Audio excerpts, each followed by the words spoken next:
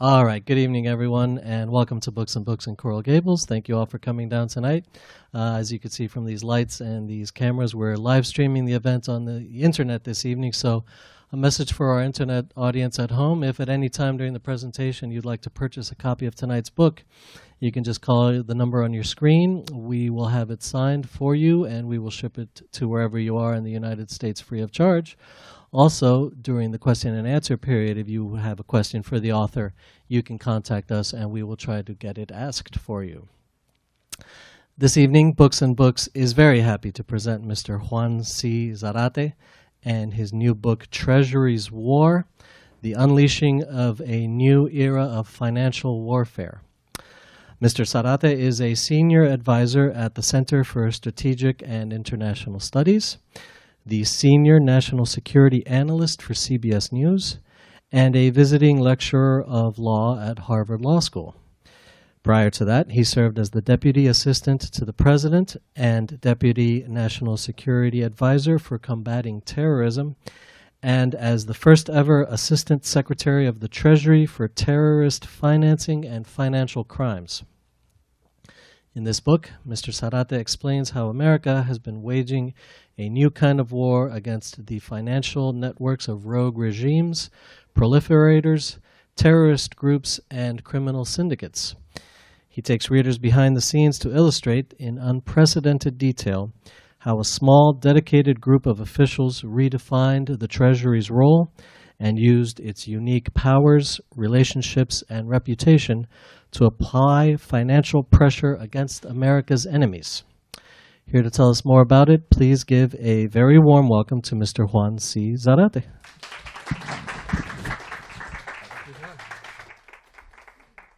Victor, thank you very much.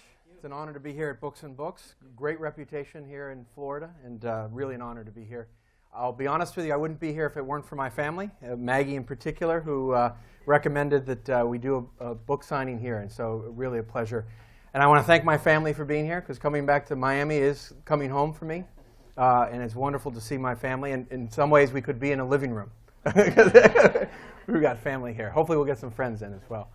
But it is really an honor for me to be here to talk about my book and to talk about the issues that I lay out in the book, which I think are now central to how we think about national and international security.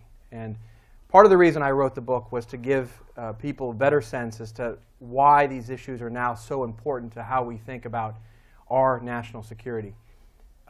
You only need to look at the newspapers to understand why this matters. The debate about how to potentially hurt or impose costs on Russia for what has happened in the Ukraine is now centered around the question of how to use sanctions and financial pressure to go after Russian targets. The question of how to negotiate with Iran, how to negotiate with Iran and how to get them to roll back their nuclear program is about how to leverage financial power and influence and the exclusion of the Iranian economy to get them to negotiate at the table in Geneva. The question of how to deal with terrorist groups like al-Qaeda affiliates in places like Yemen or North Africa or East Africa or Central Asia revolves often around how to squeeze their resources and how to constrict the way that they raise and move money around the world. And so these are now issues that in some ways have taken pride of place in how we think about national security itself. And that's what this book is about, and that's why I wrote this story. I also wanted to tell the story about the people behind this evolution, because what took place over the last 12 years was, in some ways, by design and by strategy, rethinking of how we use our financial tools and, frankly, America's power and predominance economically and around the world to exclude illicit actors from the financial system. These are different tools from the trade sanctions of old, the trade sanctions that have not worked or achieved their goals in places like Cuba or even Iraq. These are a different kind of tools and pressure tactics intended to exclude America's enemies from the global financial and commercial system. And in many ways, it is a reflection of the strategy that in thinking about what tools can be brought to bear, there are very few tools that actually the US can leverage. Between diplomacy, talking our way through a problem with an adversary or a competitor, or the use of military power, putting boots on the ground or launching a TLAM or launching some sort of kinetic strike. There's very little in between. But what lies in between is this new form of power. And so that's in part why I wanted to tell the story. But to understand it, you have to take a step back and understand what happened after 9/11 and how these tools evolved and why the strategies became so important. Because after 9/11, there was a political mandate and an emphasis on using all elements of national power to go after, in particular, al-Qaeda, but other terrorist groups, to try to squeeze their sources of funding, to deter their ability to raise and move money around the world, and to try to use every element of U.S. financial power and suasion to influence what was happening. And so that involved a whole set of new tools, tactics, and strategies. A new way of thinking about financial intelligence. Everything from the receipts found in the pockets of a terrorist captured or arrested, to the wire transfers between companies or terrorist financiers supporting a terrorist group. Financial intelligence became a part of the mosaic of how to think about these networks, how to understand them, how to prevent further attacks, and how to understand how our enemies were operating. New financial tools were developed, some of which were born before 9/11 but were put on steroids and amplified and activated. The first step taken after 9/11 by President Bush was actually not the invasion of Afghanistan, not the arrest of a terrorist operative, but the signing of an executive order that gave the Secretary of the Treasury incredible powers to go after the assets of terrorists and their supporters, to include potentially banks that were part of terrorist networks. And so new tools began to emerge, the ability to freeze assets, the ability to block people out of the U.S. financial system, to not allow them to do business in American capital or commercial markets. In addition, there were new tools. Congress passed the Patriot Act. And we often hear about the Patriot Act as being the tool that broke the wall down between law enforcement and intelligence to allow greater information sharing. But there's a title of the Patriot Act, Title III, that actually was all about money laundering and dealing with the issues of flows of tainted capital around the world. And so that title broadened and deepened the anti-money laundering system. The system that requires banks around the world, for example, to have anti-money laundering rules, to have reporting requirements, to engage in the kind of transaction reporting that's required. But a broadening of that, so that banks and non-bank financial institutions, money service businesses, insurance brokers, dealers in precious metals and stones, jewelers, actually now had to have anti-money laundering systems in place to report on suspicious activity, to report on what was flowing in and out of their facilities. And in that title, there were new authorities, a section that I focus on a good bit of time on in the book, Section 311 of the Patriot Act. What was interesting about this was it gave the Secretary of the Treasury the unique power to designate a jurisdiction, a financial institution, or a class of transactions as a primary money laundering concern. That is to say, if there was a belief that there was something that could threaten the U.S. financial system as a money laundering concern, flows of dirty money, that could be not only marked, but then excluded from the financial system. Kind of like a financial scarlet letter. You could no longer do business with these entities. And so new authorities emerged.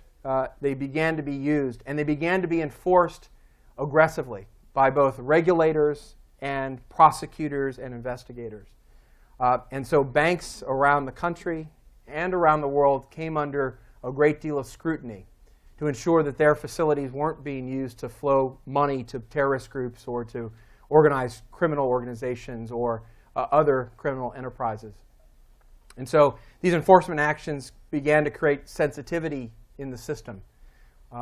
And the most significant action in this period was the fall of one of the most prestigious banks ever in the United States, a bank called Riggs Bank, which once called itself the most important bank in the most important capital of the world, in Washington, D.C. In fact, its main branch, or its most prominent branch, sat on Pennsylvania Avenue, just across from the Treasury Department. What happened was, in 2005, it was accused of not having proper money laundering controls in place.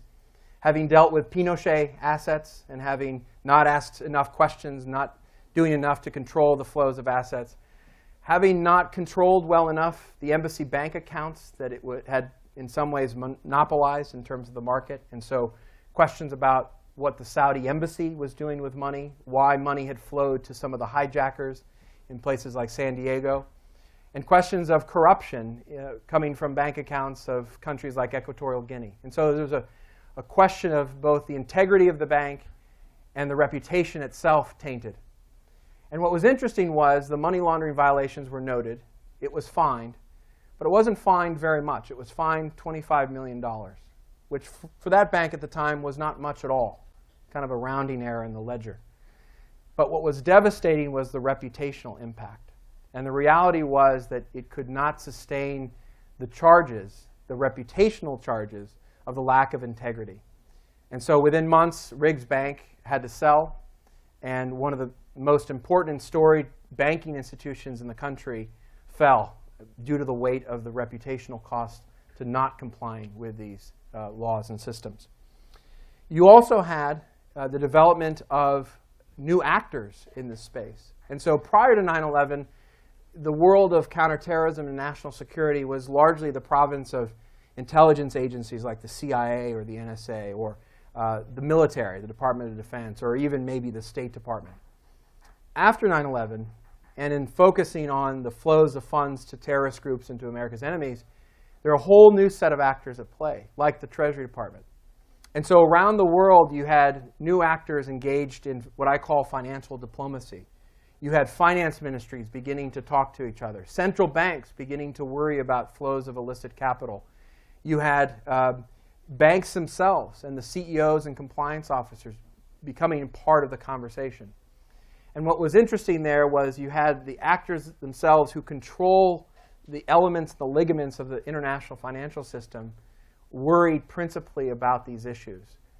And so at the end of the day, the banks around the world began to worry foremost about whether or not their reputations were at risk and whether or not there would be flows of illicit capital through their facilities. And so all of this was happening. This was a new ecosystem, a new set of authorities, a new sense of urgency, a new sense of focus on financial flows, following the money, stopping, freezing assets, building anti-money laundering systems, engaging more actors in the space. And what that did was it created a new environment in which those rogue actors that were isolated or could be labeled as illicit, engaging in illegal activity like smuggling or terrorist financing, could be marked and then excluded from the financial system. And interestingly, in many ways done at the hands of the private sector itself. And so one of the revolutions of this period was the fact that it wasn't necessarily what governments were dictating or what was happening in capitals that mattered as much. It was what was happening in bank boardrooms and in the offices of lawyers servicing banks and other financial institutions to make decisions to freeze assets, to stop transactions, to stop doing business, to ask more questions. All of this began to implicate the international financial system. And strategically, what happened was a reevaluation of what could be done. And so in 2002, 2003, we began to realize that the entire environment had shifted, that the ecosystem had changed, and that we could leverage the reputational risk and the concerns around reputation and business calculus tied to it. We could use that directly to try to isolate rogue actors. And in many ways, what was interesting was the whole idea of financial integrity and the protection of the financial system began to dovetail directly with our national security. And so what we did was we thought, how do we then leverage this environment? How do we think creatively about that strategy? And that's what emerged in terms of a new approach. Now let me give you an example of what this means, because it all sounds very interesting and a little theoretical, but it had real-world impact. And to understand the impact, all you need to do is listen to the targets who've been affected most by these tools. If you listen to Iran, the prior Iranian leadership and the current Iranian leadership has called this the hidden war. the most significant attack on the revolution since its founding in 1979. If you listen to the North Koreans in 2005, 2006, when they were squeezed in this way, they told the White House negotiator at the time, "You finally found a way to hurt us." And if you read the memos from bin Laden's hideaway in Abbottabad, Pakistan, you saw that he was musing and complaining about the fact that al-Qaeda core could no longer raise or move money the way that they once did or the way that they wanted. And so the targets of this isolation and these attacks understood what was happening. But not everybody understood, including in Washington, what was happening. And so what happened in 2003, we began a campaign to try to isolate what we called, for lack of a better term, bad banks. Banks that were doing business for America's enemies around the world. And we began to look at the banks that were actually helping North Korea move money for the regime and move money to create the nuclear program that so worries the international community. And what was interesting about North Korea, for those of you who know a little bit about the Hermit Kingdom, is it's known as a criminal state, often called the mafia state. And some even call it the Soprano state because the leaders actually like the Sopranos. They've got the DVD sets. And the reality was it was a criminal state by definition. It engages in smuggling of counterfeit cigarettes. It engages in proliferation of nuclear weapons, missile technology. The Syrian program, which the Israelis destroyed, was built by the North Koreans. They engage in interactions with Asian organized crime, the Asian triads. They're infiltrated in casinos in places like Macau and elsewhere. And interestingly, they also are the best counterfeiter of US $100 bills of anyone in the world. And I guarantee you, if I passed a super note, as it's called by the Secret Service, around, you would not be able to tell the difference between that and a real $100 bill. In fact, it was a money exchange operator in Manila in 1989 who discovered the super note because he could feel the difference in the quality of the paper. Interesting. So this was a criminal state engaged in all sorts of illicit activity and money laundering that was tied to it. And they were relying on banks around the world to help them do this. They even controlled their own bank in Vienna called Golden Star Bank. And what was interesting is if you looked at the financial battle space, you looked at their relationships with banks, it didn't meet sort of the common orthodoxy of the way we thought about North Korea. Because the way we had thought about North Korea, especially in Washington, was North Korea is isolated. It doesn't trade much. There isn't much commercial activity. We certainly don't. The United States doesn't trade or have bank accounts open with the North Koreans. So what is there to do more to the North Koreans? We've sanctioned them to death, in a sense. But the reality is, in a 21st century globalized financial system, any country that wants to develop significant programs like a nuclear program, or any enemy that wants to have global reach and impact like an al-Qaeda, has to have access not just to money, but to the facilities of that global financial system. And so if you took a step back and looked at the map at the banks that were engaged with North Korea, there were banks in China, banks in Russia, banks in Mongolia, Southeast Asia. And the reality was that reliance on the banking system was also their vulnerability. Because we had developed a way of thinking about how to isolate the North Koreans. And we did that by focusing on the banks that were servicing them. And one particular bank, a bank in Macau by the name of Banco Delta Asia, a small private bank run by Stanley Ho, the casino magnate in Macau. And for those of you who know, Macau now dwarfs Las Vegas as the casino capital of the world. And this bank was doing everything for the North Koreans, allowing their agents to deposit counterfeit, laundering money, allowing their intelligence services to have accounts open, engaging in proliferation, the whole 9 yards. And so we had identified a bad bank. And so what we decided to do was to think creatively about the tools we had. And we used this Section 311 provision that I described from the Patriot Act to see if we could designate this bank as a primary money laundering concern. To say this is a really bad bank, it shouldn't have access to the US financial system, and it really should be isolated from the international financial system. So what we did was we prepared the regulation for the Secretary of the Treasury.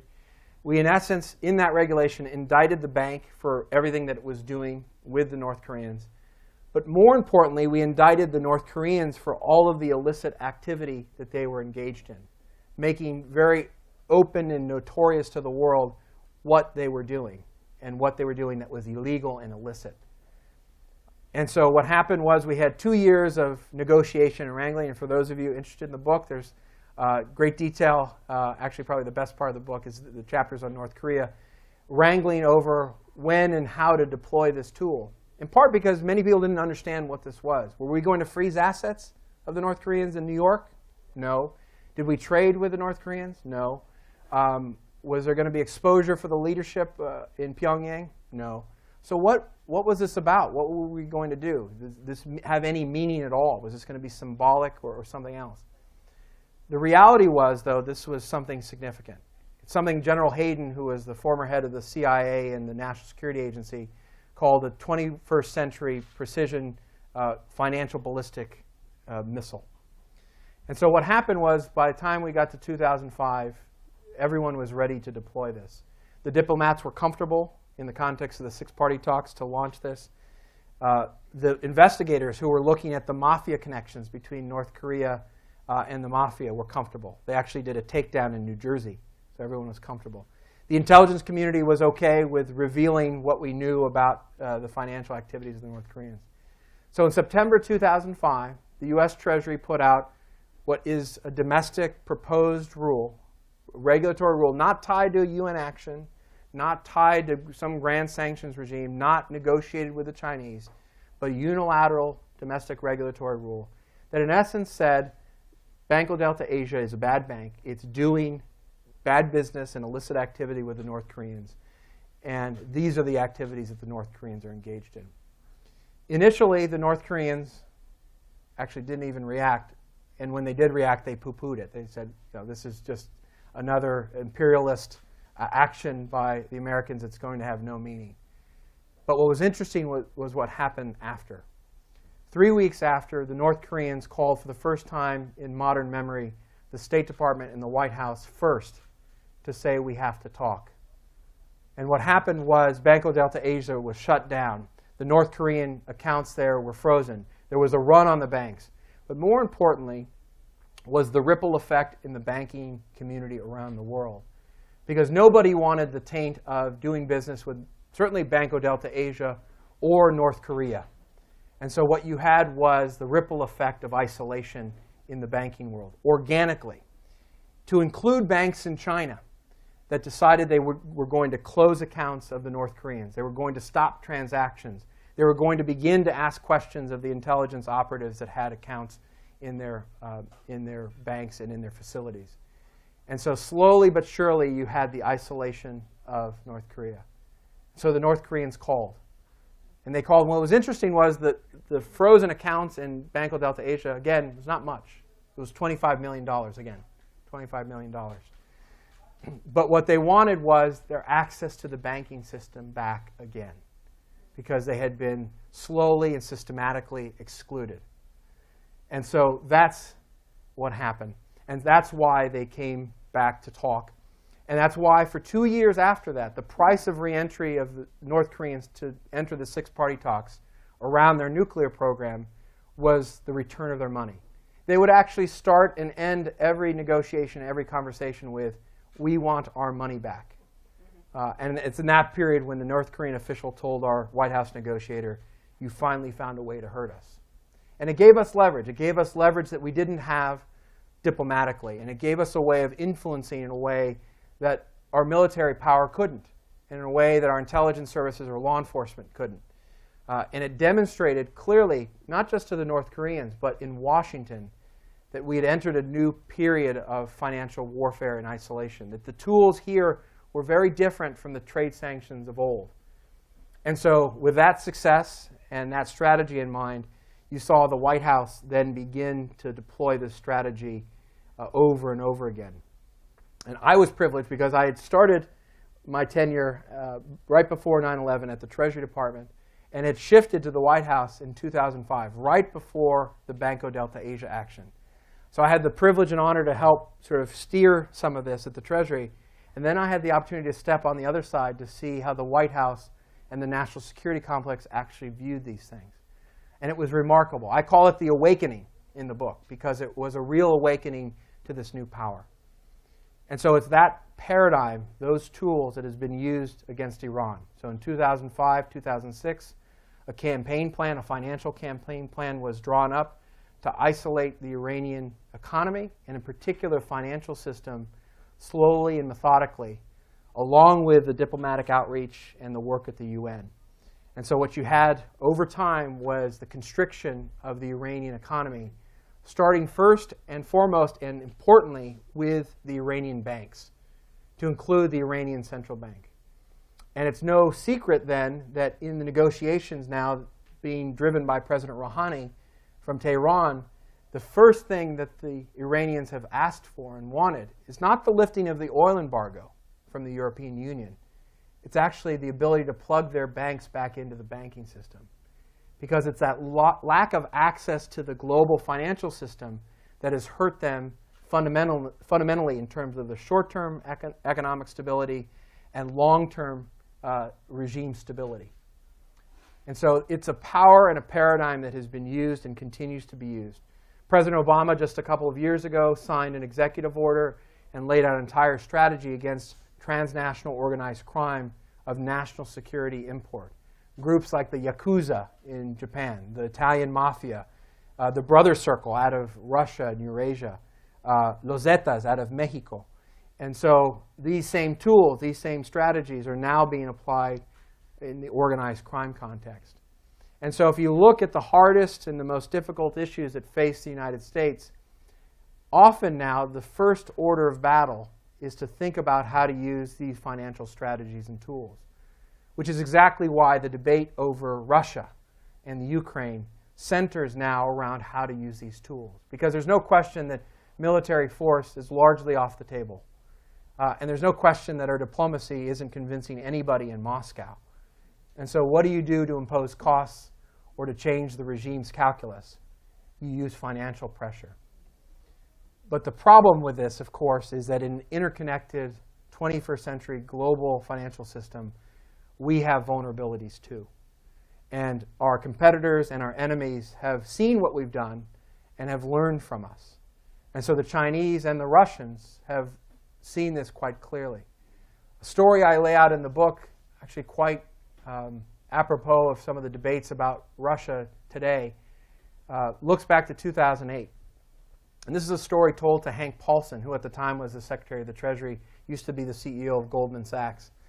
And he was told that at the height of the financial crisis in the summer of 2008, the Russians had proposed to and approached the Chinese with a battle plan. And the battle plan was actually to dump in mass and collectively, the Russians and the Chinese, the holdings in mortgage-backed securities that were held by the Chinese and the Russians, the holdings in Freddie and Fannie, to dump them collectively at a time that would bring greater fragility and instability to U.S. capital markets and raise greater questions about the faith and confidence in the U.S. financial system. The Chinese, fortunately, declined, but it was a demonstration that the Russians had already begun to think about the vulnerabilities that the United States has in this context. And it's in that context, then, that we have to think about what we do, in part to the Russians, but also what the Russian bear can do to bite back. And so that, I think, is an important debate ongoing and unfolding as we speak. Final thing I would say is, aside from being a really interesting story about an evolution of the use of power and the people who were behind it, it also tells an interesting lesson, I think, about how to think about 21st century power and influence. In an environment where the United States, though the sole superpower, isn't necessarily predominant around the world, where its power is being challenged economically, geopolitically, militarily, and where power is diffuse, where folks like Moises Naim have written books like The End of Power, where power is no longer easily controlled in capitals or in boardrooms, but out in the hands of super empowered individuals or networks. On the negative side, like Al-Qaeda, or on the positive side, like youth activists. That there's a different way about thinking about how we use and leverage power in this environment. And in some ways, the story of Treasury's War is the first lesson, I think, in the 21st century about how to think about leveraging power that often sits outside of American control, but can be influenced by it. The idea that you can actually use financial suasion, the elements of American economic power, the predominance of the American dollar as the chief reserve currency, the centrality of New York as the chief capital market for the rest of the world, that you can use elements of that power to then advance and influence U.S. national security. There are ways of thinking about how to use the diffuse power environment to our advantage. And in many ways, the environment plays to our advantages, whether it's on human rights or on diffusion of power among free capital. This is an arena that the U.S. can be predominant in. And this, in some ways, is the first lesson of that period. And so that's the story of Treasury's War. It's a story that's unfolding. And in many ways, I think the book is a telling of the first chapter of that unfolding story. Story of the use of new power, the ability to influence beyond U.S. borders, and the ability to use power that isn't simply the traditional elements of national power like military or diplomacy. So with that, very happy to be here at Books and Books. Thank you to everybody who showed up. I'm happy to take any questions. Yes, sir. Money laundering is a term that's so common and so it's already old. But honestly, I don't have a real clear grip on the following. I'm a big drug lord, South America. I have $50 million a month that I'm making, and I put it into a bank or a couple of banks somewhere in Florida. What is the money laundering actually mean? What is it doing? Money laundering, by definition, is the ability or the attempt to place or layer illicit capital or illicitly gotten funds, like in your example, drug trafficker, and to make it appear legitimate, to literally launder it through the system, literally washing it through the system. And there are all sorts of techniques and ways that, in particular, drug trafficking organizations, which are frankly the best at this, have used over time. And I think Florida has seen sort of the great case examples of it.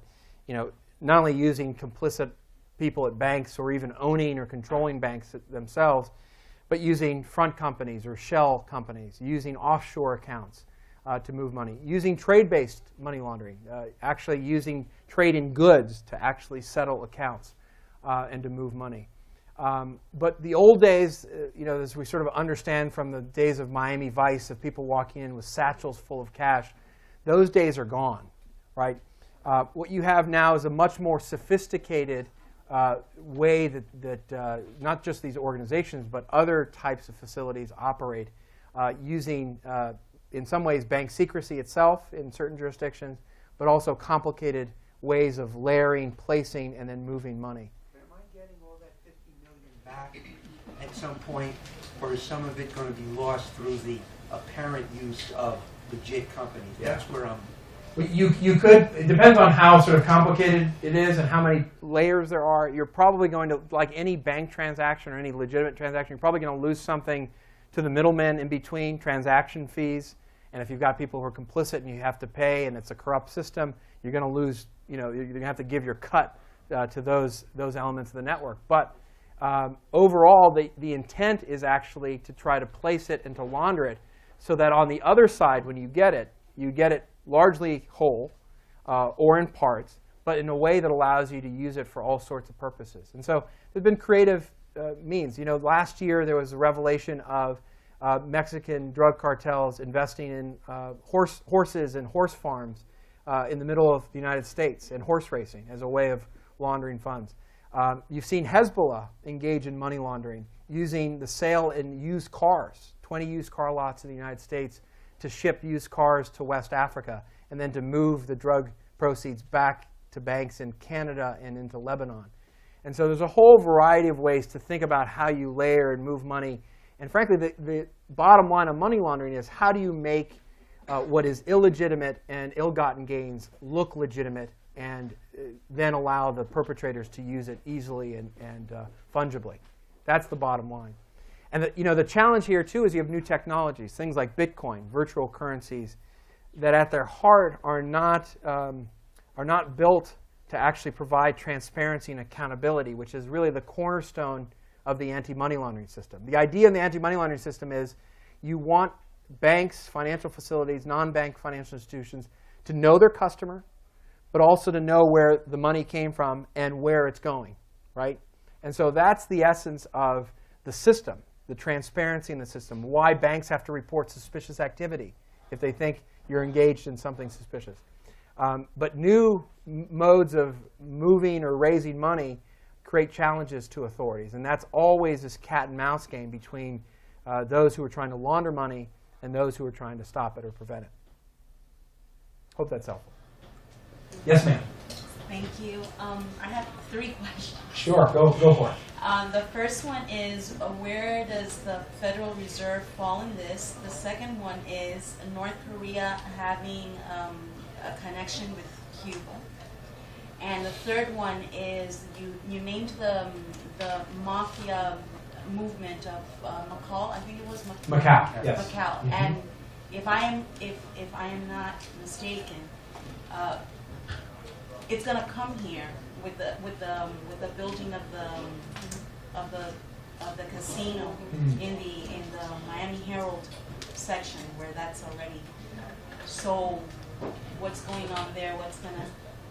Good Because question. we have those people are here. They're Yeah. going to be here.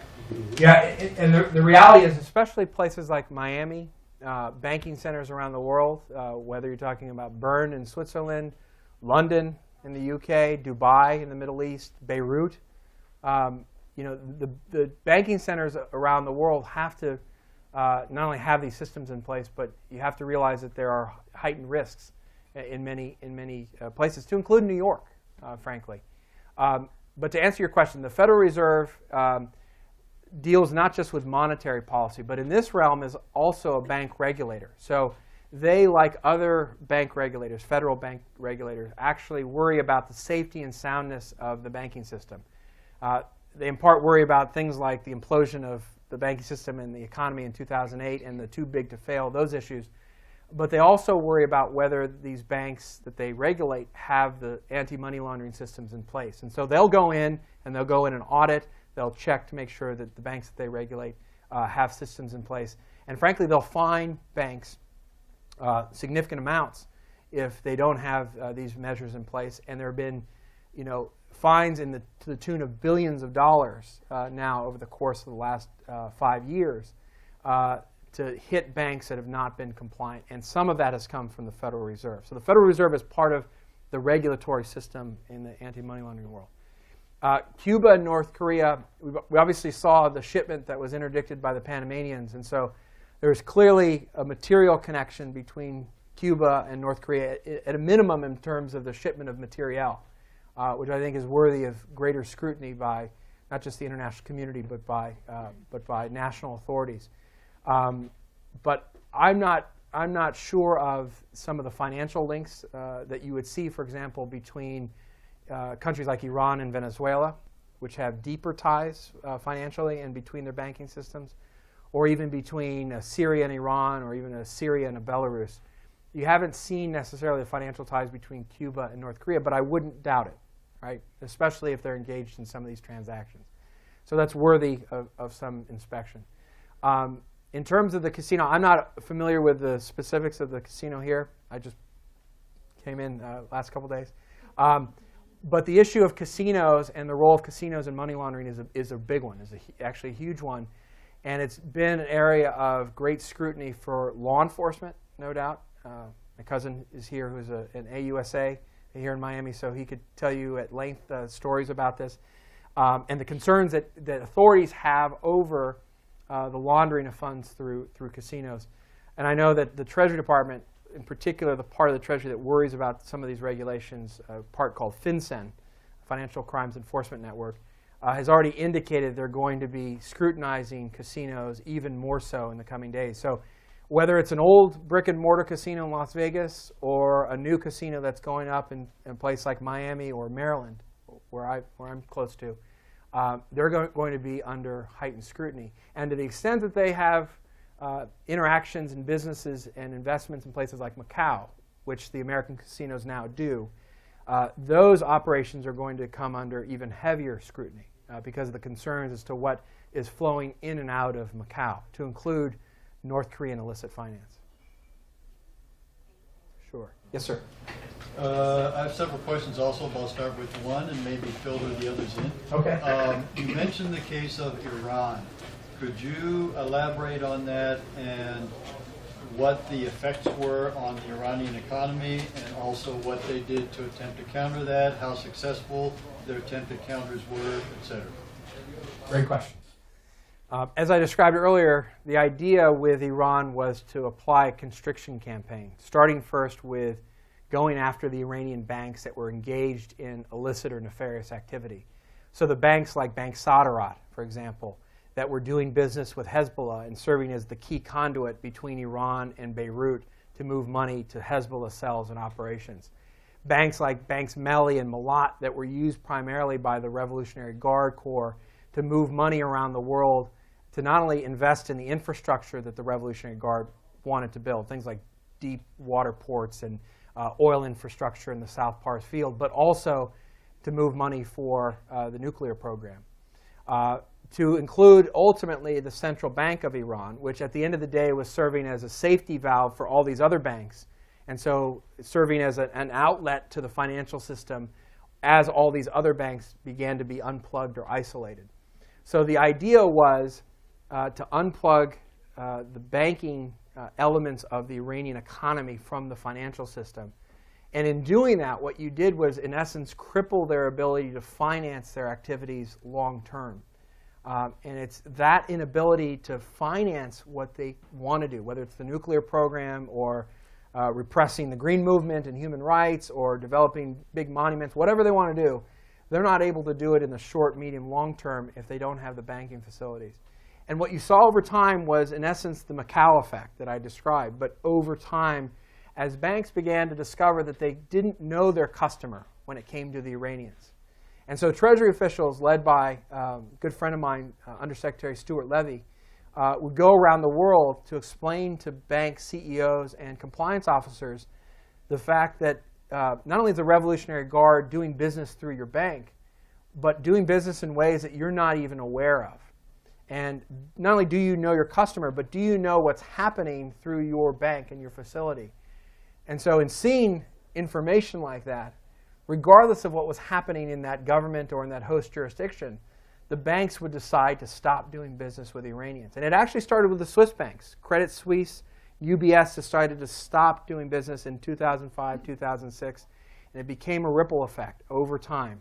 And it happened with the banks. Then it happened with the insurance companies that were providing insurance to the Iranians to allow them to ship things around the world.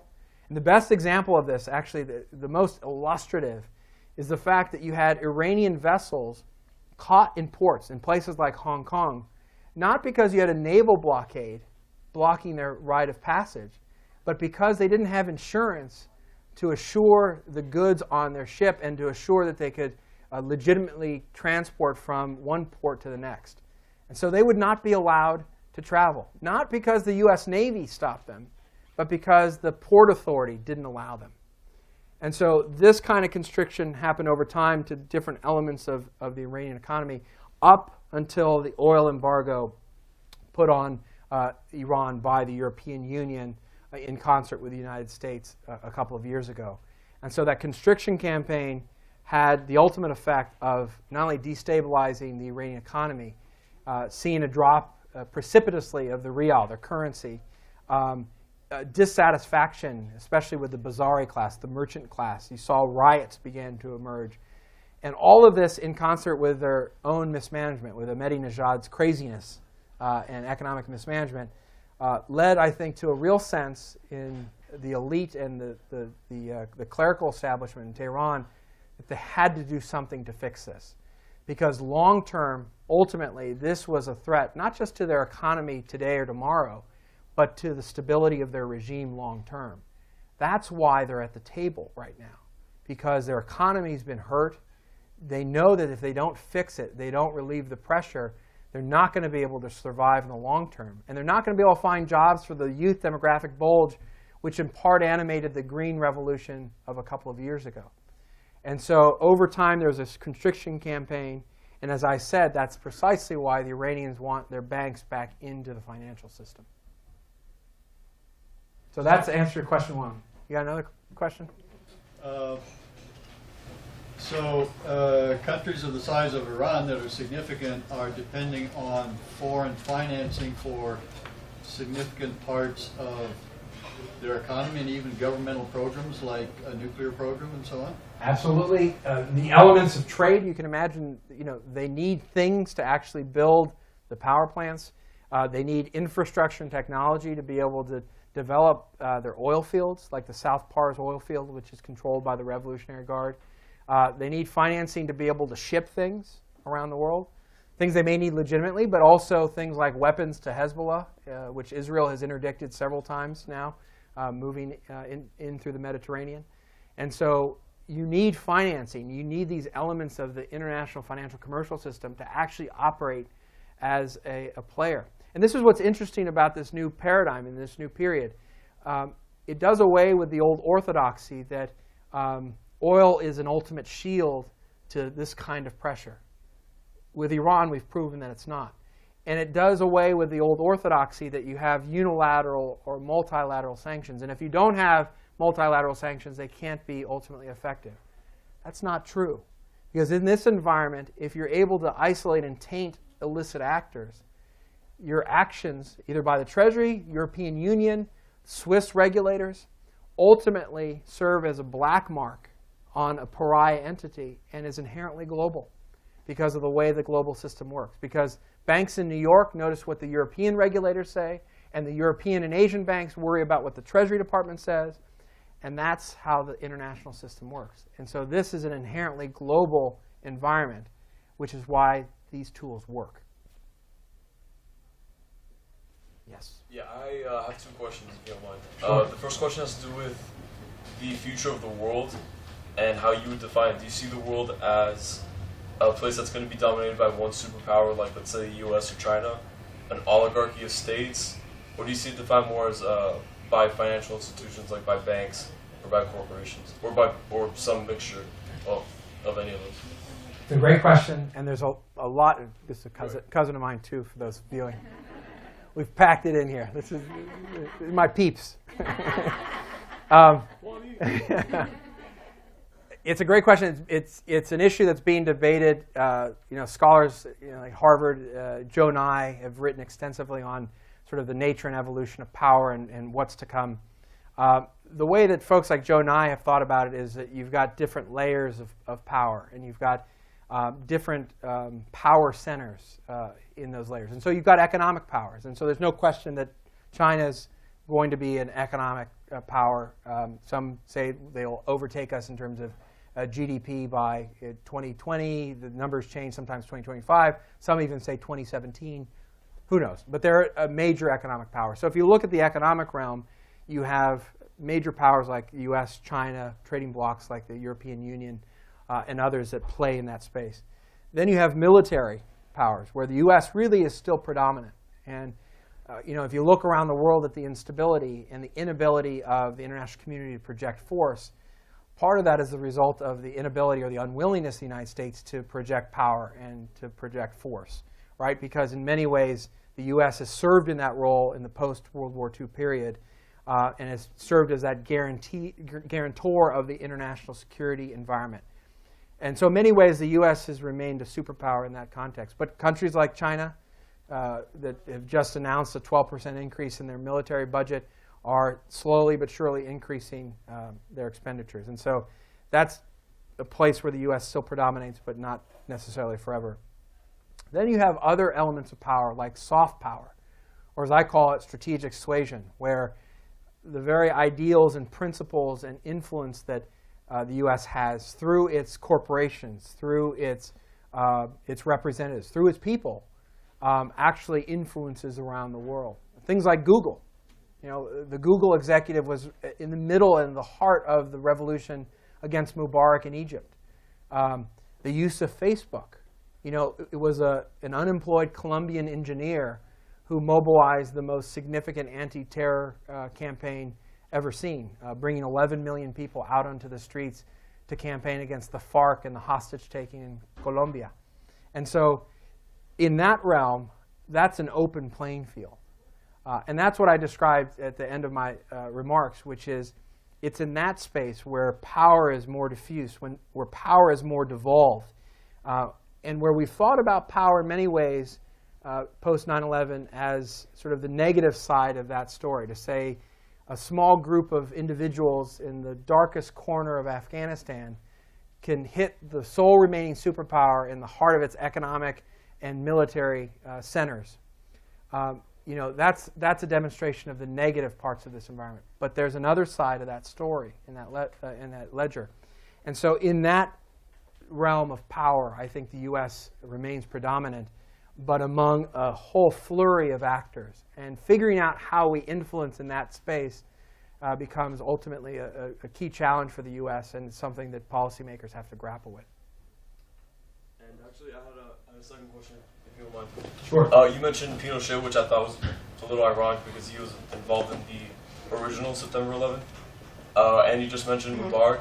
This is a bit of a moral question. Do you think the U.S. as an empire, neo-empire, is its influence morally justified in a lot of cases? Because you see, like, for example, we have Castro in Cuba. We haven't really dealt too directly with that situation yet. We would go to the Middle East where maybe we have more economic interests and stuff, or we would back, let's say, a Pinochet or a Mubarak or a Batista, which was the dictator before Castro. Do you consider the U.S. morally just? Do you consider it just money-seeking, a combination of both? How do you view the U.S. in that sense? I think if you look at the international community, there's no question that the U.S. is the sort of the most moral of actors in the space, but it's a country with interests, right? And interests that in some ways often conflict and are hard to balance. The case of Mubarak's a very good one, because the question with the Mubarak, or even, for example, the regime in Saudi Arabia, has to do with multiple interests that the United States has at play in a place like in Egypt, with a desire for stability, a desire for, obviously, economic influence and opportunity, but also a willingness to push for ideals like democratic opening in ways that ultimately may conflict with some of our policy goals and objectives. And so there's no question that at times there are direct conflicts with our ideals and how we deal with the reality of the world. And there's a dimension of realpolitik to this that I think we have to recognize. There's also a reality, I think this administration has articulated this perhaps too much, of the limits of American power and influence, and the reality that we can't be all things to all people. We can't be the world's policeman, and we certainly can't be the moral vanguard at each and every corner. And so, President Obama asked the question of a reporter, rhetorically, of what's the difference between my willingness to intervene in the Congo or Syria? What's the moral difference? And that's an interesting question. But I think, frankly, the answer is we may have other interests and more important interests, frankly, at play in a place like Syria, where our adversaries like Iran, Hezbollah, and Russia are supporting Assad and propping him up, where the lack and absence of American policy and influence has actually created a vacuum filled by extremists, to include al-Qaeda, where you're seeing actually, I think, the resurrection of a new form of al-Qaeda, despite the fact that for the past 12 years we've decimated the network.